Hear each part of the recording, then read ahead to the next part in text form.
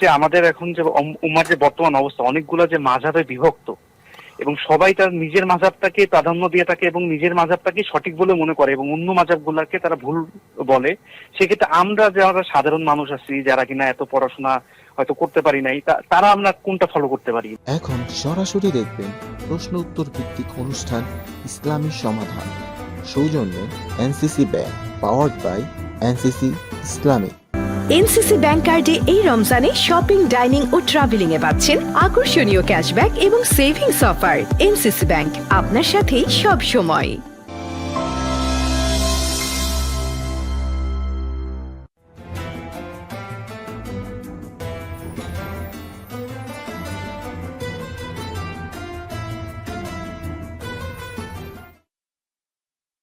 الرحمن الرحيم الحمد لله رب العالمين والعاقبة للمتقين والصلاة والسلام على سيدنا محمد صلى الله عليه الصلاة والسلام।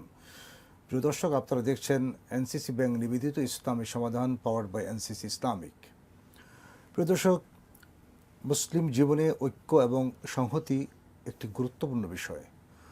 আমরা যে আল্লাহ এবং তার রাসূলের উপর ঈমান আনি, তারপরে সবচেয়ে জরুরি যে বিষয়টি সেটি হচ্ছে যে ঐক্য রক্ষা করা, জামাতবদ্ধ জীবনযাপন করা। সবচেয়ে বড় কথা যেটিকে আমরা তাওহীদ বলি, আমরা আল্লাহ তাআলার যে একত্ববাদী বিশ্বাসীদের কাজ হচ্ছে ঐক্য রক্ষা করা। এ কারণে মহান আল্লাহ তাআলা পবিত্র কোরআনুল কারীমে বলেছেন, ওয়াতাসিমু বিহাবলিল্লাহি জামিআন ওয়া লা তাফাররাকু, অর্থাৎ তোমরা আল্লাহর রজ্জুকে আঁকড়ে ধরো। আর এই বিষয়ের উপর আলোচনা করার জন্য আমরা আমাদের স্টুডিওতে নিমন্ত্রণ জানিয়েছি একজন সম্মানিত অতিথিকে। চলুন আমরা তার মুখে তার পরিচয় শুনবো এবং তারপরে এই বিষয়ের উপর তার থেকে মূল্যবান বক্তব্য আমরা নিজেরা শুনবো এবং আপনাদেরকে শোনানোর চেষ্টা করব। জি, আমরা একটু উল্টা করে কথা বলতে চাই, সেটা হচ্ছে আপনার পরিচয়টা সংক্ষিপ্তভাবে আপনি দিবেন। জি, অনেক ধন্যবাদ। আসসালামু আলাইকুম ওয়া বারাকাতুহু। আমি মাহমুদুল হাসান, মুহাদ্দিস, মিসবাহুল উলুম কামিল মাদ্রাসা, মতিঝিল, ঢাকা। আলহামদুলিল্লাহ। এবং খতিব বাইতুল আমান সোসাইটি, জামে মসজিদ, আদাবর। আপনি একাডেমিক লাইনে এবং আমি বলবো যে অন্যান্য ক্ষেত্র উম্মার ঐক্য নিয়ে কাজ করছেন এবং অনেকেই কাজ করছে। বিশ্বব্যাপী এই বিষয়ের উপর আমি মনে করি দারুণভাবে ইম্পর্টেন্স বা সিগনিফিকেন্স দেওয়া হয়ে থাকে এবং অনেকেই কাজ করে। আমরা মনে প্রাণে সবাই চাই যে মুসলিম উম্মাহ যেমনটি সাহাবায়ে কেরাম ছিলেন তেমনটি আমরা একটা এক রূপ ধারণ করি, যেখানে ইখতিলাফ থাকবে বাট ইফতিরাক থাকবে না।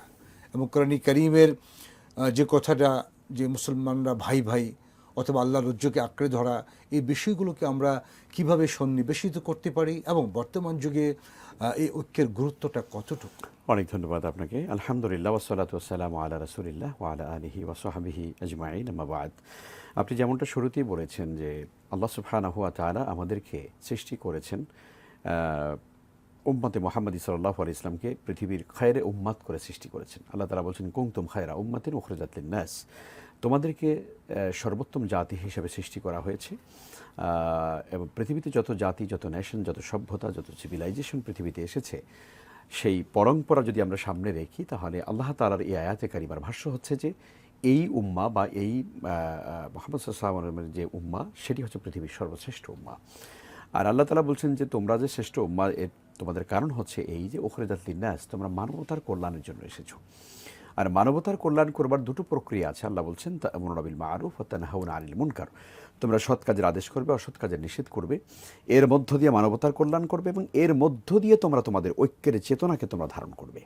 দেখুন, আপনি যে আয়াতে কারিমা পড়েছেন সেখানেও আমরা দেখতে পাই আল্লাহ তাআলা কত গুরুত্ব দিয়েছেন, ওয়াতাসিমু বিহাবলিল্লাহি জামিআন ওয়া লা তাফাররাকু। আল্লাহ বলছেন তোমরা আল্লাহর রজ্জুকে ঐক্যবদ্ধভাবে ধারণ করে। এখানে রজ্জুর বলতে হাবলুল্লাহ বলতে এখানে ইয়ানি আল কোরআনুল কারীম, অর্থাৎ কোরআনে কারীমকে তোমরা মজবুত করে ধারণ করো। এবং এই কোরআনে কারীমকে ধারণ করার ভেতরেই রয়েছে ঐক্যের মূল সূত্র। দেখুন, আমরা কিন্তু অনেক সময় বলি, আসেন আমরা সবাই এক হয়ে যাই। পৃথিবীতে কখনো এটা এক হয় না। মানুষের বর্ণের যেমন বৈচিত্র্যতা রয়েছে, মানুষের ভাষার বৈচিত্র্যতা রয়েছে, মানুষের অঞ্চলের জনপদের বৈচিত্র্যতা এবং রয়েছে, চিন্তা এবং চেতনারও প্রত্যেকটা জিনিস। এবং এই বৈচিত্র্যতা কিন্তু আসলে অনৈক্যের কোনো কারণ না। এই বৈচিত্র্যতা হচ্ছে কিন্তু পৃথিবীর সৌন্দর্য, অনুপম সৌন্দর্য। এটা আমরা জানি। একটি বাগানের ভিতরে শুধুই গোলাপ ফুল, এটা দেখতে ভালো লাগে, নাকি একটা বাগানের ভিতরে নানান রকমের ফুল ফুটে আছে, এটা দেখতে ভালো লাগে? নিশ্চয়ই এটা ভালো লাগে। গোলাপের মধ্যে কালো গোলাপ, লাল বিভিন্ন গোলাপ। রকমের গোলাপ যদি থাকে সেটা আরো সুন্দর, নান্দনিক লাগে। তো এই জন্য আমরা মনে করি পৃথিবীতে আসলে মূলত মানুষের চিন্তার ভিন্নতা থাকবে, রঙের বৈচিত্র্যতা থাকবে, ভাষার ভিন্নতা থাকবে, কিন্তু ঐক্য থাকবে, অন্তরের ঐক্য। আমরা অনেক সময় বলি যে আসলে আমরা এক হই। এক হওয়ার অর্থ এরকম নয় যে আমরা একেবারে বুকের সঙ্গে মুখ মিলিয়ে থাকতে হবে, পাশাপাশি বসে থাকতে হবে, ব্যাপারটা এরকম নয়। ঐক্যের মূল চিন্তা এবং তার মূল সূত্রটা হচ্ছে কিন্তু হৃদয়ে, অর্থাৎ হৃদয় কেন্দ্রিক ঐক্য হওয়া। আমরা অন্তরে যদি আমাদের ভালোবাসা, সম্প্রীতি, সদ্ভাব আমাদের একে অপরের থাকে, তাহলে আমাদের মতের ভিন্নতা থাকলেও কিন্তু কখনো ইফতেরাক সৃষ্টি হবে না। আপনি যেমনটা বলেছেন যে আমাদের ইখতিলাফ থাকতে পারে, কিন্তু ইফতেরাক হওয়া উচিত নয়। এখন দর্শকদের কাছে এটা ক্লিয়ার হওয়া উচিত, ইখতিলাফ মানে হচ্ছে আমাদের চিন্তার যে ভিন্নতা, অর্থাৎ স্কুল অফ থট আমাদের আলাদা আছে। আমরা জানি পৃথিবীতে 4টি বড় বড় মাযহাব রয়েছে এবং এর বাহিরেও কিন্তু মাযহাব আছে। তো এই যে মাযহাবী চিন্তার যে পার্থক্য, তরিকাতের চিন্তার যে পার্থক্য, জীবন চলার চিন্তার যে পার্থক্য, প্রত্যেক যুগেই কিন্তু ছিল এবং এখনও আছে। তো এই যে মতের ভিন্নতা বা মাসালার যে ভিন্নতা, এটাকে বলা হয় ইখতিলাফ। আর ইখতিলাফ করবার কিন্তু শরীয়তে সুযোগ আছে। আমরা জানি ইখতিলাফ ইমামগণ করেছেন, ইখতিলাফ সর্বযুগের আলেমরা করেছেন। ইখতিলাফ করার মূল উদ্দেশ্য হচ্ছে কোনো হককে সামনে এজহার করা, হ্যাঁ, অর্থাৎ সত্যটাকে সামনে প্রকাশিত করা। এই জন্য আমরা দেখি যে ইমাম আবু হানিফা আলাইহির রাহমা তিনি একটি বিষয় বলেছেন একভাবে, ইমাম শাফি আলাইহির রাহমা তিনি এটাকে অন্যভাবে বলেছেন। এবং এই ইখতিলাফটা তো মন গড়া না, তারা দলিল ভিত্তিক কোরআন কারীম এবং সুন্নাহর উপর ভিত্তি করেই কিন্তু তাদের চিন্তার জায়গা থেকে তারা এক একজন এক একটাকে গ্রহণ করেছে। আমরা এটা কি বলতে পারি এটাও একটা ইসলামের নান্দনিক সৌন্দর্য? নিশ্চয়ই আমাদের এই একটা আমল এভাবে করা যায়, এভাবে করা যায়। হ্যাঁ, আমাদের মাঝে অনেক লোকেরা বলে থাকে যে হুজুর আপনারা এক একভাবে আমল করছেন কেন, সবাই কি একভাবে করতে পারেন না? তখন আমি উত্তরে এটাই বলি যে আসলে এই যে আমলের যে বৈচিত্র্যতা ইসলামের সুযোগ রয়েছে, এটা যদি না থাকতো তাহলে কিন্তু মানুষের জন্য কঠিন হয়ে যেত ইসলাম। যেমন ধরুন আমি চিটাগং যাব, এখন যদি যাওয়ার একটাই যদি মাধ্যম থাকতো যে প্লেন ছাড়া আর যাওয়া যায় না, তাহলে এটা সবার জন্য কঠিন ছিল। তাহলে যার সামর্থ্য আছে সে প্লেনে যাবে, কারো সামর্থ্য থাকলে সে আপনার বাসে যাবে, কেউ স্লিপারে যাবে, কেউ ট্রেনে যাবে, অন্যান্যভাবে যাবে। তাহলে এই যে একাধিক মাধ্যম থাকার কারণে মানুষের জীবনের জন্য সুবিধা হয়ে গিয়েছে। ঠিক তেমনিভাবেই ইসলামের এক একটা মাসআলা যখন আমরা মানে আমল করার চেষ্টা করি, এটা যখন একটু ভিন্ন থাকে তখন কিন্তু এখানে মানুষের জন্য একটা ওয়াসাআত তৈরি হয়। আর ইসলাম কিন্তু আসলে মূলত এটাকে মানে দিনে ওয়াসাআতিয়া বলা হয়, অর্থাৎ এটা একটা প্রশস্ত দিন। ওয়াসাআত এর মধ্যে রয়েছে, প্রশস্ততা রয়েছে। তো ফলে এই প্রশস্ত যে দিকগুলো, এটাকে ইখতিলাফ আমরা বলি, অর্থাৎ মতের ভিন্নতা। আর ইফতেরাক হচ্ছে আসলে সম্পূর্ণ একেবারে মানে আমি আপনার সাথে সম্পূর্ণ দ্বিমত হয়ে যাওয়া, ভিন্নতা সৃষ্টি হয়ে যাওয়া। আমাদের মধ্যে ইফতেরাক বলতে আমরা কি বলবো, এটাকে দলভেদ বা নিজেকে আলাদা ইজমের মনে করা, আপনাকে আলাদা করে দেওয়া, আমি নিজে একটা দল, আপনি আলাদা একটা দল, এভাবে করে ভিন্ন হয়ে যাওয়া। এই ভিন্নতা করতে যাওয়াটা শরীয়তে হারাম করা হয়। আল্লাহ তাআলা বলে দিয়েছেন ওয়ালা তাফাররাকু, তোমরা ভিন্ন হয়েও না, ইফতেরাক তোমরা করো না, মত ভিন্নতা তোমরা করো না। তো এই জন্য ইসলামের আসলে পরম সৌন্দর্য হলো ইত্তেহাদ থাকা সকল বিষয়ে, আর ইফতেরাক এটা সম্পূর্ণভাবে হারাম করা হয়েছে। এটা কোনোভাবেই আমরা এটা করতে পারবো না। জি। এবং আল্লাহ রাসূল একটি হাদিসে বললেন যে তোমরা সমগ্র উম্মাহ হচ্ছে একটা দেহের মতো। জি। এবং এটা আমাদের সামনে আছে, আমাদের সামনে এটাও আছে যে দিন ও নাসিহা, দিন মানে কল্যাণ কামনা করা। আমাদের সামনে এটাও আছে ওয়াজআলনাকুম শুউবান ওয়া কাবাইলা লিতাআরাফু, আল্লাহ বলে দিয়েছেন কেন অসংখ্য গোত্রে আমাদেরকে বিভক্ত করা হয়েছে। তো এই বিষয়গুলো থাকার পরে সর্বোপরি আমাদের যে ঐক্যের মূল প্রতীক কোরআন এবং সুন্নাহ, এটা থাকার পরও আমরা কেন এক হতে পারছি না, এই বিষয়টা আপনার কাছে শুনবো একটা ফোন রিসিভ করার পরে। জি, কে বলছেন ভাই? হ্যালো, আসসালামু আলাইকুম। আমি ঢাকা থেকে বলছিলাম, আমার একটা প্রশ্ন ছিল। জি প্লিজ বলেন। যে মুসলিম উম্মতের ব্যাপারে যেটা হচ্ছে যে আপনার আমাদের তো সুন্নি আছে, শিয়া আছে, তো আমাদের যে শিয়া সম্প্রদায় এরাও কি একই উম্মার অন্তর্ভুক্ত নাকি এদের উম্মাহ আলাদা? আচ্ছা, জি ধন্যবাদ আপনাকে, চমৎকার প্রশ্ন। আমাদের ভাই জানতে চেয়েছেন যে মুসলিম উম্মার মধ্যে তো শিয়ারাও আছে, তো তারা কি আসলে আলাদা নাকি উম্মার মধ্যে অন্তর্ভুক্ত? হ্যাঁ, অনেক ধন্যবাদ। হ্যাঁ, তারা শিয়ারা, তারা নিজেরা নিজেদেরকে এই উম্মারই অন্তর্ভুক্ত বলে মনে করে, কিন্তু এখানে আসলে আমাদেরকে বুঝতে হবে, আমরা যারা চিন্তার জায়গা থেকে আসলে একটু যদি আমরা পর্যালোচনা করি, তাহলে দেখব যে তাদের মধ্যে 12টি গ্রুপ আছে, মৌলিকভাবে তাদের 12টি শাখা প্রশাখা আছে। তার মধ্যে একটি গ্রুপ বা একটি শাখাই আছে জাইদিয়া, যেটাকে বলা হয়, শুধুমাত্র তাদের চিন্তা আহলুস সুন্নাহ ওয়াল জামাতের চিন্তার কাছাকাছি, পরিপূর্ণ বিশুদ্ধ বলা যাবে না, কাছাকাছি। আর বাকি যেগুলো আছে সেগুলোর চিন্তা, তাদের আকীদা, তাদের বিশ্বাসের সঙ্গে আহলুস সুন্নাহ ওয়াল জামাতের বিশ্বাসের যথেষ্ট রকমের বৈপরীত্য রয়েছে বলে আমরা মনে করি না আহলুস সুন্নাহ ওয়াল জামা বা কোরআন এবং সুন্নাহর দর্পণে তাদেরকে আসলে এই উম্মার মধ্যে শামিল করা যায়, এটা আমরা মনে করি না আসলে। জি, তারপরও আমি যেটা মনে করি ব্যক্তিগতভাবে, সেটা হচ্ছে যে তারা যতটুকু ভালো বুঝছে কোরআনে, সেটার উপর তারা কিন্তু আমল করছে। না, সেটা তো তারা করছে। এখন মূল ব্যাপার হচ্ছে কোরআনে কারিম আমলের ব্যাপারটা পরে। এখন ধরুন প্রথমত হচ্ছে আকীদার বিষয়, বিশ্বাসের জায়গা থেকে যদি কারোর সঙ্গে আমার বৈপরীত্য থাকে, তিনি কোরআনে কারিমের কত বড় গবেষক বা কত তিনি কোরআন ভালো বুঝছেন, সেটা হয়তো ভিন্ন ব্যাপার। বিষয়টা সেটা হচ্ছে যে হয়তো আয়েশা রাদিয়াল্লাহু তাআলা আনহার ব্যাপারে, বা এই যে যেটা বলা হয় যে 5 জন একমাত্র পাক, সেই বিষয়গুলোর ব্যাপারে কোরআন এবং সুন্নাহর মানে যে ভিন্নতাটা দারুণভাবে দারুণভাবে, জি জি। আর শুধু তাই না, তাদের মধ্যে এমন এমন গ্রুপও আছে, তারা আসলে মূলত নবুয়ত, রাসূল সাল্লাল্লাহু আলাইহি ওয়াসাল্লাম যে নবুয়ত পেয়েছেন বা তিনি রিসালাত পেয়েছেন, আল্লাহ তাআলা তাকে সর্বশেষ যে নবী এবং রাসূল হিসাবে তাকে পৃথিবীতে মনোনীত করেছেন, পাঠিয়েছেন, এটার ব্যাপারেও কিন্তু তাদের মধ্যে কোনো কোনো মানুষের প্রশ্ন আছে, তাদের মধ্যে বৈপরীত্য আছে বা তাদের চিন্তার পার্থক্য আছে। ফলে আমরা আসলে রাসূল সাল্লাল্লাহু আলাইহি ওয়াসাল্লামের রিসালাতের ব্যাপারে যারা প্রশ্ন করবে, অন্তত তাদেরকে মানে এই উম্মার মধ্যে শামিল করা কঠিন হয়ে যায়। সেই জন্য আমরা অল ওভার বলতে চাই যে হ্যাঁ, বিশ্বাসের জায়গা থেকে আমরা তো মানুষের অন্তর ফেরে দেখিনি, যদি তাদের মধ্যে যদি সেরকম তাওহীদ এবং রিসালাতের উপর যদি নিষ্কলুষ বিশ্বাস যদি তাদের থাকে, নির্ভেজাল বিশ্বাস যদি থাকে, ইনশাআল্লাহ তারা এই উম্মার প্রতি শামিল। যেমনটি বিশ্বাস ছিল সাহাবায়ে কেরামের, খোলাফায়ে রাশেদার, সেই ধরনের বিশ্বাস যদি তারা কোরআন সুন্নাহর ভিত্তিতে লালন করেন, অবশ্যই তারা উম্মার মধ্যে আসবেন। জি, আমরা এই প্রশ্নটা নেওয়ার আগে যেটা আলোচনা করতে চেয়েছিলাম, এতগুলো বিষয় আমাদের সামনে থাকার পরও, এবং আমরা মনে করি আমরা মুত্তাকি বা তাকওয়াবান এবং নিজকে সেভাবে পরিচয় দেওয়ার চেষ্টা করি, তারপর কেন আমরা এক হতে পারছি না? এক হতে পারছি না, এর মূল কারণ আমার যে চিন্তা এবং গবেষণা, সেটি হচ্ছে যে আল্লাহ রাব্বুল আলামিন যেই কেতাবকে, যে হাবলুল্লাহকে তিনি ঐক্যবদ্ধভাবে ধারণ করতে বলেছেন, সেই হাবলুল্লাহকে ধরবার ব্যাপারেই আমাদের মূল সমস্যাটা সৃষ্টি হয়েছে। অর্থাৎ কোরআনে কারিমের যে ব্যাখ্যার যে আমাদের যে বৈপরীত্যতা, দেখেন এখন আমাদের সমাজের মধ্যে কোরআনে কারিম নিয়ে যে ব্যাখ্যা হয় বা যে চিন্তা হয় বা গবেষণা হয়, সেই গবেষণার মধ্যে তো যথেষ্ট রকমের আপনারা দেখবেন যে ভিন্নতা রয়েছে। অর্থাৎ আমি কি আমার নিজের মতো করে কি কোরআন ব্যাখ্যা করতে পারি? আমি কি আমার সুন্নাহকে বা হাদিসকে কি আমি আমার নিজের মতো করে ব্যাখ্যা করতে পারি না তো। এখন দেখবেন যে বহু লোক আছে যারা সরাসরি কোরআনে কারিমের ব্যাখ্যা করতে চায়, কিন্তু হাদিস তারা মানতে চায় না। মুনকিরুন হাদিস রয়েছে, কিন্তু এখন যাদের মধ্যে এইরকম কোরআন এবং সুন্নাহর বিশুদ্ধ জ্ঞান আহরণ করবার যে শরীয়তের সমর্থিত যে মানহাজ বা পদ্ধতি বা উসলুব রয়েছে, এটা কি যারা ফলো করছে না, আপনি তাদের সঙ্গে কোনোভাবেই তো মিলতে পারবেন না। রাইট। আমরা হাদিসের মানহাজের কথা ধরি বা কোরআনিক মানহাজের কথা বলি, কোরআনের সর্বোত্তম ব্যাখ্যা কি হতে পারে, এগুলো কিন্তু আল্লাহ রসুল কর্তৃক প্রদত্ত, নিশ্চয়ই, এবং রসুল তার জীবনে দেখিয়ে দিয়েছেন কোরআনিক বিষয়গুলো কি। হযরত আয়েশা রাদিয়াল্লাহু তাআলা আনহাকে প্রশ্ন করা হয়েছে রসুলের চরিত্র কেমন ছিল, তিনি বলছেন তোমরা কি কোরআন পড়নি, কানা খুলুকুল কোরআন। এটাও কিন্তু আমাদের সামনে আছে। নিশ্চয়ই। তারপরে আমরা কিসের নেশায় বা কিসের আশায়, সেখানে কি দুনিয়াবি কোনো স্বার্থ কাজ করে কিনা যে আমরা এক হতে পারছি না, অথবা আরেক দল আছে এক হওয়ার পথে মারাত্মক বাধাগুলো, অথবা আমরা এগুলি বলে ফায়ার ওয়াল সৃষ্টি করে, তাদের পরিণতি কি হতে পারে? জি, অনেক ধন্যবাদ আপনাকে। মানে এই প্রতিবন্ধকতা যারা সৃষ্টি করে, তারা তো উম্মার ঐক্যের ব্যাপারে আসলে সবচেয়ে বড় বাধা আমরা মনে করি, প্রতিবন্ধক, এবং এই জন্য তারা আল্লাহর কাছে দায়ী হবেন এবং উম্মার কাছেও তারা দায়ী থাকবেন। আমি যে বিষয়টা বলতে চেয়েছিলাম সেটি হচ্ছে যে কোরআন এবং সুন্নাহর বুঝার উপলব্ধির ক্ষেত্রে যদি আমাদের আসলে কোনো সমস্যা থাকে, গলত থাকে, তাহলে আসলে সেই জায়গা থেকে ইত্তেহাদ এবং ইত্তেফাক হওয়া সম্ভব হয় না। কেন? ধরুন আমি আপনাকে বলি, যেমন এই রমাদানুল মুবারকের কথাই যদি বলি, আমাদের কাছে প্রায় এই প্রশ্নটা আসে।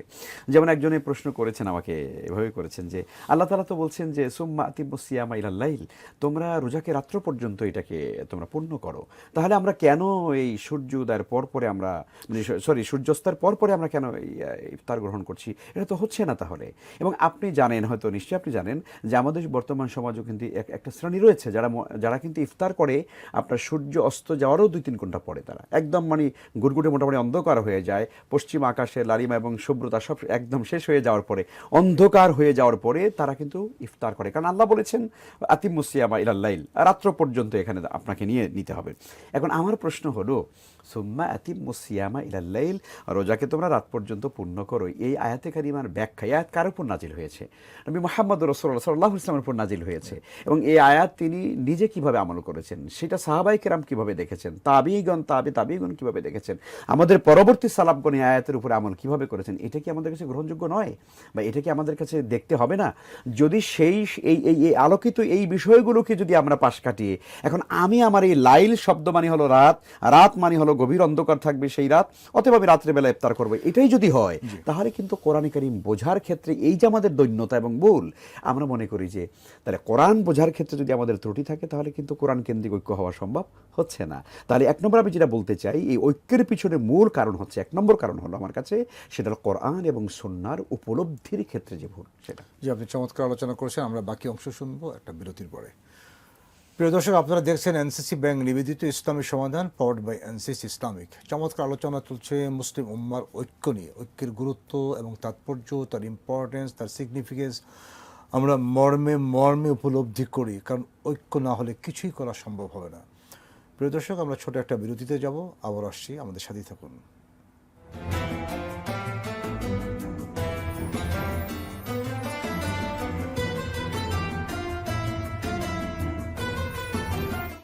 এনসিসি ব্যাংক কার্ডে এই রমজানে শপিং, ডাইনিং ও ট্রাভেলিং এ পাচ্ছেন আকর্ষণীয় ক্যাশব্যাক এবং সেভিংস অফার। এনসিসি ব্যাংক, আপনার সাথেই সব সময়। শরিয়া অনুশাসন মেনে বিজ্ঞ শরিয়া বোর্ডের নির্দেশনায় ও স্বতন্ত্র ব্যবস্থাপনায় গ্রাহকদের জন্য এনসিসি ইসলামিক ব্যাংকিং এর আকর্ষণীয় সেবাসমূহ রয়েছে, আধুনিক সকল সুবিধা। তাই শরিয়া মেনে ব্যাংকিং হবে সহজে ও নিশ্চিন্তে এনসিসি ইসলামিক ব্যাংকিং এর সাথে। এনসিসি ব্যাংক, আপনার সাথেই সব সময়। বিশ্বজুড়ে বিস্তৃত নেটওয়ার্ক ও প্রয়োজনীয় আধুনিক সকল সুবিধা নিয়ে রেমিটেন্স সেবায় আপনার বিশ্বস্ত প্রতিনিধি এনসিসি ব্যাংক, আপনার সাথে সব সময়। বিশিষ্ট ইসলামী চিন্তাবিদ অধ্যাপক সোহেলা সোভান রচিত গ্রন্থ দৈনন্দিন জীবনে কোরআনের ভূমিকা। গ্রন্থটি পাওয়া যাচ্ছে হাক্কানি পাবলিশার্সে। বিশিষ্ট ইসলামী চিন্তাবিদ অধ্যাপক সোহেলা সোভান রচিত গ্রন্থ শান্তির প্রতীক নবীজি। গ্রন্থটি পাওয়া যাচ্ছে হাক্কানি পাবলিশার্সে।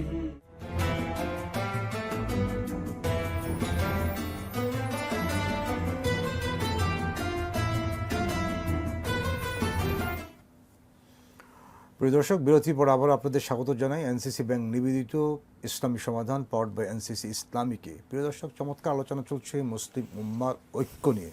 চলুন আমরা আলোচনায় ফিরে যাই। জি মোহতারাম, আপনি আলোচনা করছিলেন নাম্বার 1 বিষয়টি নিয়ে। হ্যাঁ, আমি প্রথম বলেছি যে আসলে কোরআনে কারিমের বুঝের ক্ষেত্রে, কোরআনে কারিমের অনুধাবন করবার ক্ষেত্রে আমাদেরকে মনে রাখতে হবে যে সাহাবায়ে কেরাম যেভাবে কোরআনে কারিমকে বুঝেছিলেন, উপলব্ধি করেছিলেন, রাসূলুল্লাহ সাল্লাল্লাহু আলাইহি ওয়াসাল্লামের উপরে কোরআন নাজিল হয়েছে, তিনি কোরআনে কারিম যেভাবে ব্যাখ্যা করেছেন এবং যেটা উনি প্র্যাকটিক্যালি উনি যেভাবে আমল করেছেন, এইটাই কিন্তু আসলে উম্মতের জন্য অনুসরণীয়, একমাত্র অনুসরণীয়। এবং ওইটার উপরে যখন আমরা চলে আসবো, তখন কিন্তু আমরা সবাই এক জায়গায় চলে আসতে পারলাম। জি, এবং এই জায়গাটায় কোরআনে কারিম কি বলছে, আল্লাহ রাসূল হচ্ছেন আমাদের জন্য সর্বোচ্চ রোল মডেল। আল্লাহ তার চরিত্রের সার্টিফিকেশন আল্লাহ তাআলা নিজে দিয়েছেন, ইন্নাকা লাআলা খুলুকিন আযীম। এবং আল্লাহ তাআলা অন্যত্র বলছেন লাকাদ কানা লাকুম ফি রাসূলিল্লাহি উসওয়াতুন হাসানাহ। তাহলে সুন্নাহ কি? রাসূলের সারা জীবনের সকল হা সুন্নাহ, সকল না সুন্নাহ, সকল চুপ থাকা সুন্নাহ। জি, এই বিষয়টা আমাদের কাছে ক্লিয়ার থাকার পরও আমি আবার বলি, আমরা কোন অপব্যাখ্যার কারণে বা নিজে কোন অপব্যাখ্যা সৃষ্টি করতেছি, মুসলিম উম্মার ঐক্যের ব্যাপারে বাধা সৃষ্টি করতেছি, নানা দল, গোত্র, উপগোত্র সৃষ্টি করতেছি। এবং আল্লাহ তাআলা কোরআনের অনেক জায়গায় বলেছেন, এই হচ্ছে তোমাদের উম্মাহ, যেটা এক, এবং আমি তোমাদের একক রব।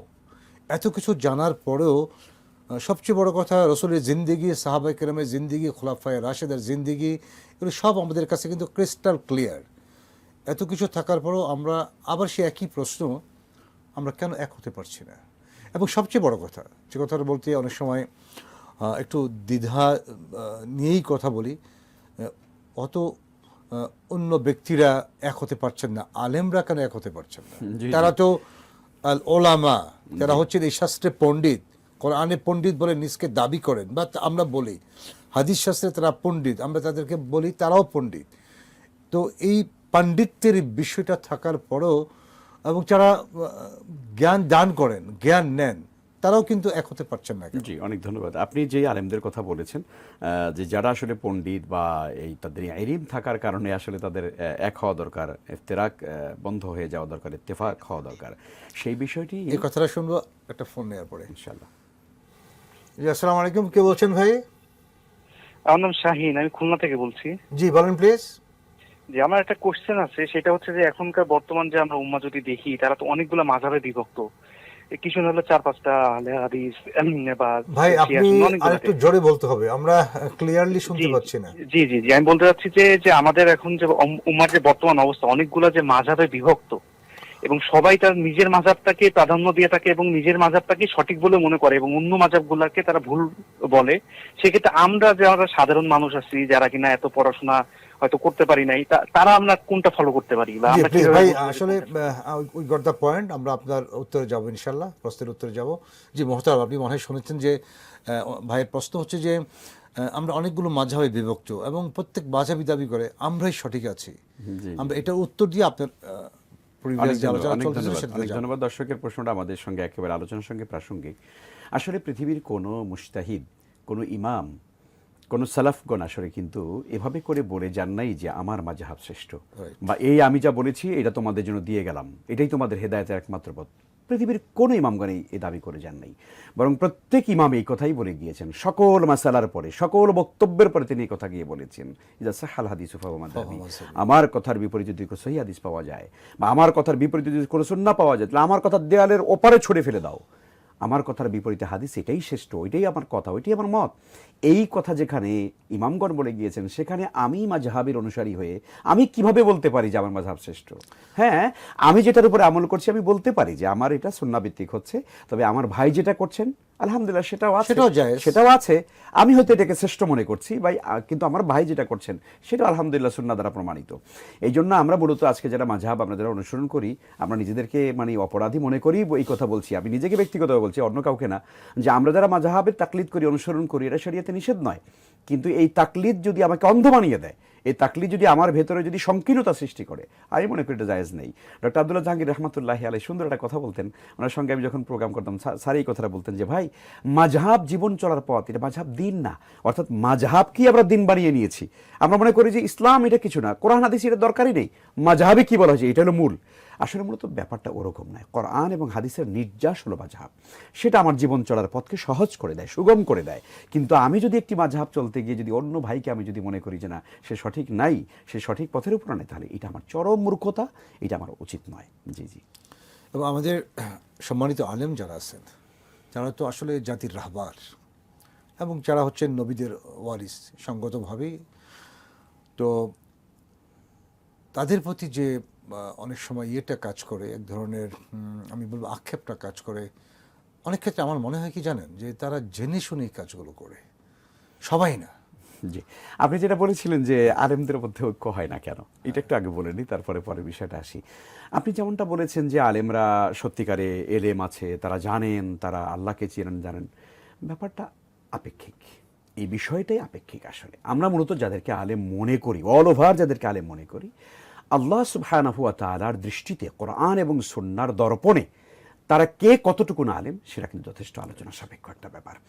আমরা বাহ্যিকভাবে, ধরুন আমার মুখে দাঁড়িয়ে আছে, আমার মাথা টুপি আছে, আমার জুব্বা আছে, খুব দেখতে একেবারে বাহিরে অনেক সুন্দর একজন মানুষ, কিন্তু আমার ভেতরে কতটুকুন তাকওয়া আছে, বা কোরআন এবং সুন্নাহর কতটুকুন সত্যিকার ইলম আমি নিজে এটা মানে অর্জন করেছি, বা আমার এলমি আসলে মালাকা কতটুকুন আছে, আমি কত কোরআন এবং সুন্নাহর সঙ্গে কতটুকু আমি সম্পর্ক রাখি, এটা কিন্তু যথেষ্ট প্রশ্ন সাপেক্ষ একটা ব্যাপার।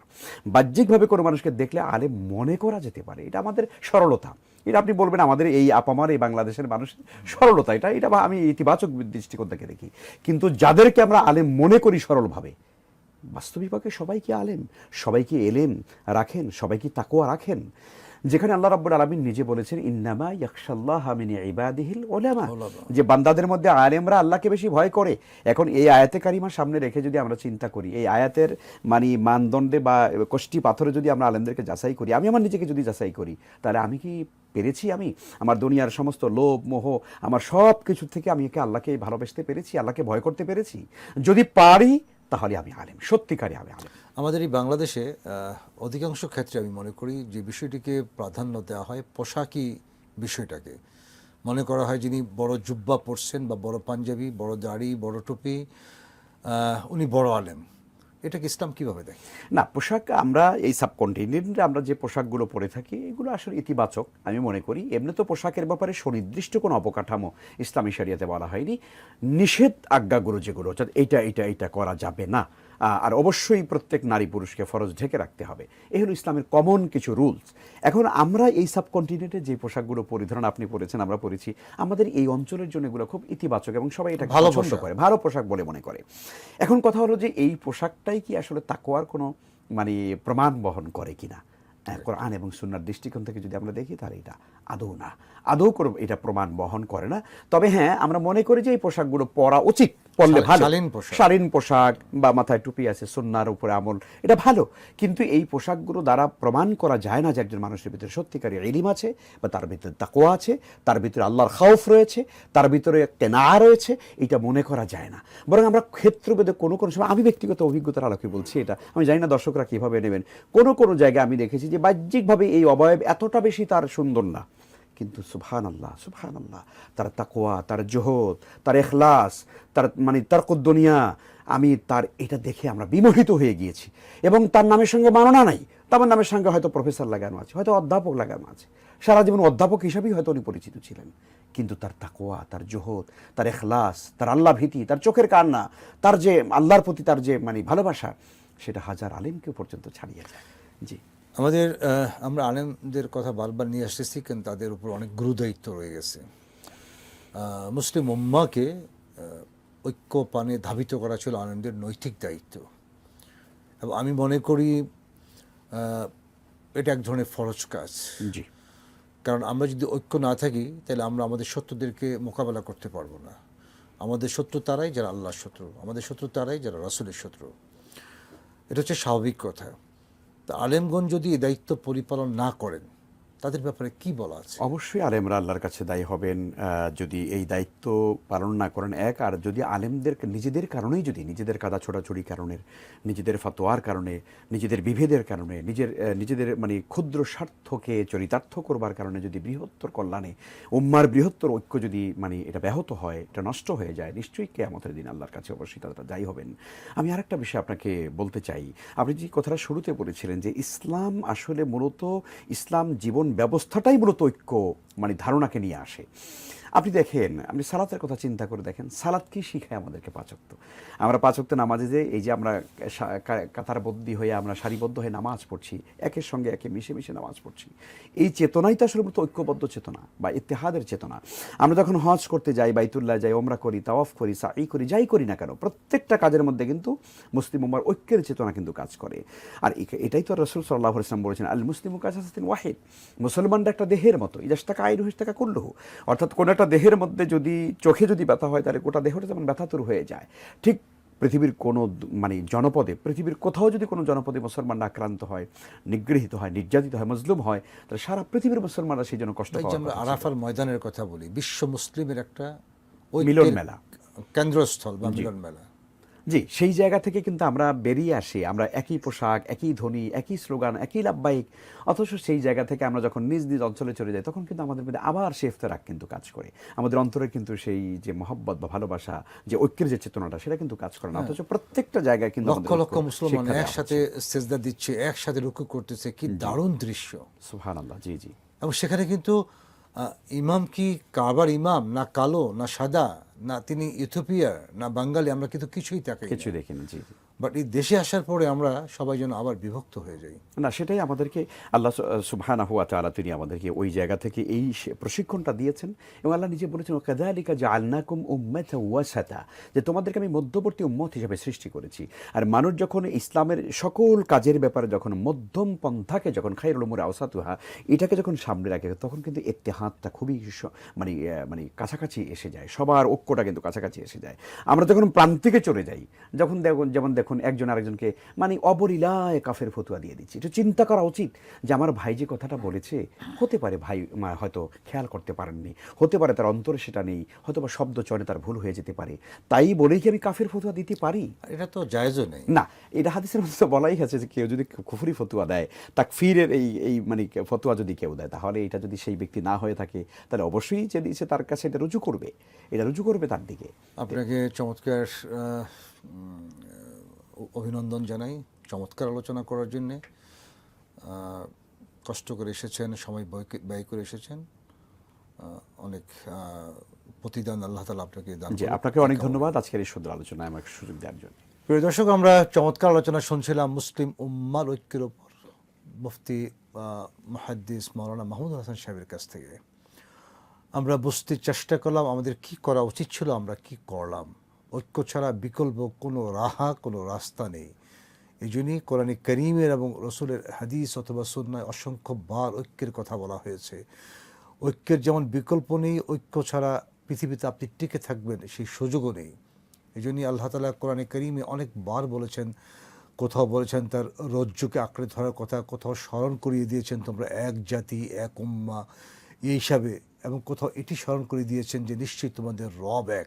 সুতরাং আমরা যদি আল্লাহ রাসূল যেমনটি আমাদেরকে উপদেশ দিয়েছেন, আমাদেরকে নির্দেশ দিয়েছেন, সাহাবায়ে কেরাম যে রাসূলকে ফলো করেছেন, সাহাবায়ে কেরাম যে কোরআনকে ফলো করেছেন, সাহাবায়ে কেরাম যে সুন্নাহকে ফলো করেছেন, সেই রাসূলের আদর্শ, সেই কোরআন এবং সুন্নাহ আজও আমাদের মাঝে টোটালি দেদীপ্যমান অবস্থায় আছে, কোনো কিছু ম্লান হয়ে যায়নি। এত সুন্দর তরিকা, এবং এই তরিকা মুহাম্মদ একটাই, এর বাইরে অন্য কোনো তরিকা ইসলামে গ্রহণযোগ্য না। আল্লাহর তরিকা একটাই, এর বাইরে অন্য কোনো তরিকা ইসলামে গ্রহণযোগ্য না। আমরা যদি আমাদের কোরআনকে সামনে রেখে সকল ভেদাভেদ বলে, আমি আবার বলছি সকল ভেদাভেদ এবং আমাদের ব্যক্তি স্বার্থ ব্যক্তি পূজাকে ভুলে আমরা যদি কাজ করতে চাই, তবে ঐক্যের পতাকা নিশ্চয়ই আবারও সাহাবায়ে কেরামদের মতো আকাশে উড্ডীন থাকবে এবং পথ করে উঠবে। তবেই মুসলিম বিশ্ব আবারও বিশ্বে তাদের রাজত্ব সৃষ্টি করতে পারবে, যে রাজত্ব মুসলমানদের রাজত্ব না, যে রাজত্ব হবে আল্লাহর এই জমিনে, আল্লাহর রাজত্বকে এস্টাবলিশ করা। এবং এই জন্যই আল্লাহ তাআলা আমাদেরকে প্রেরণ করেছেন। আল্লাহ বলছেন আকিমুদ্দিন, দিনকে কায়েম করতে হবে, এটি ফরজ। ব্যক্তি জীবন, সমাজ জীবন এবং আরও যে অন্যান্য জীবনগুলো আছে, সকল জীবনে দিনের চাহিদা, দিনের বিধানাবলী কায়েম করার জন্য চেষ্টা করা আমার জন্য ফরজ। এটাই হচ্ছে প্রকৃত জিহাদ। এই জিহাদির কথা ইসলামে বলা হয়েছে। প্রিয় দর্শক, আমরা যদি পৃথিবীকে অপরাধ মুক্ত করতে চাই, পৃথিবীকে পাপ মুক্ত করতে চাই, পৃথিবীকে মানুষের জন্য বাসযোগ্য করতে চাই, এর বাইরে বিকল্প কোনো রাস্তা নেই। আল্লাহ আমাদেরকে এই কথাগুলো শোনার, বুঝার এবং আমল করার তৌফিক দান করুক। প্রিয় দর্শক, আপনারা দেখছিলেন এনসিসি ব্যাংক নিবেদিত ইসলামী সমাধান, পাওয়ার্ড বাই এনসিসি ইসলামিক। আজ এ পর্যন্তই। আবার আপনাদের সাথে দেখা হবে অন্য কোনো পর্বে নতুন কোনো অতিথি নিয়ে। সে পর্যন্ত আপনারা ভালো থাকুন, সুস্থ থাকুন। আসসালামু আলাইকুম। হাযা মা ইনদি ওয়াল ইলমু ইনদাল্লাহ ওয়া মা তাওফীক ইল্লা বিল্লাহ আলাইহি তাওয়াক্কালতু ওয়া ইলাইহি উনীব।